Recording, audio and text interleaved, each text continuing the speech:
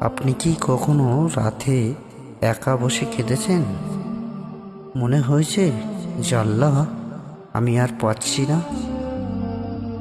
যদি আপনি এমনটা না করে থাকেন, তাহলে এই ভিডিওটা শুধুমাত্র আপনারই জন্য। হয়তো এই ভিডিওটা আল্লাহ আপনার জন্য পাঠিয়েছেন।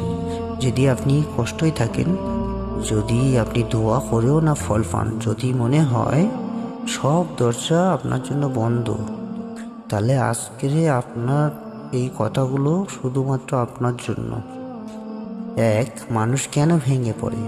চাকরি নেই, সংসারে অশান্তি, অসুস্থতা, সন্তান নিয়ে দুশ্চিন্তা, ঋণ, মানুষ ঠকিয়েছে। একটা মানুষের জীবনে যখনই এসব ঘটে, তখনই একটা মানুষ ভেঙে পড়ে।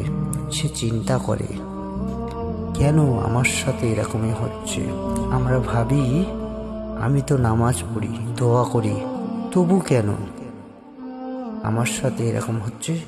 কিন্তু ইসলাম বলে, মানুষ কি মনে করে শুধু আমরা ঈমান এনেছি বলে তাকে ছেড়ে দেওয়া হবে? সূরা আল আনকাবুত 2। এর দ্বারাই আল্লাহ বুঝিয়েছেন, পরীক্ষা আসবেই, কষ্ট মানে অনেক দূরে। এই ধারণাটা ভুল। আল্লাহ আপনার সাথেই আছে, তিনি আপনাকে অবশ্যই দেখছেন, সব কিছু শুনছেন।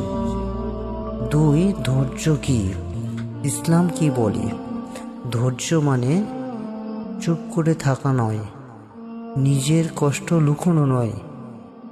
কারণ ধৈর্যই মানে আল্লাহর উপর ভরসা রেখে হালাল পথে অটল থাকা।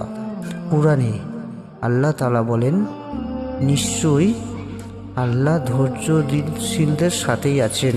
সূরা বাকারা 153।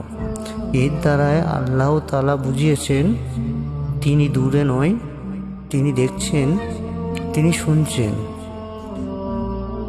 শুধু ধৈর্যশীলদের পাশেই আছেন, যারা বিপদেও ধৈর্য ধারণ করে। 3, আল্লাহ কখন পাশে থাকেন?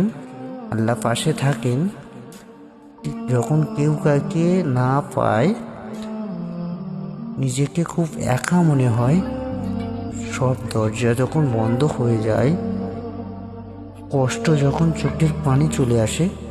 আল্লাহ তাআলা বলেন, যে আল্লাহর উপরে ভরসা করে, আল্লাহ তার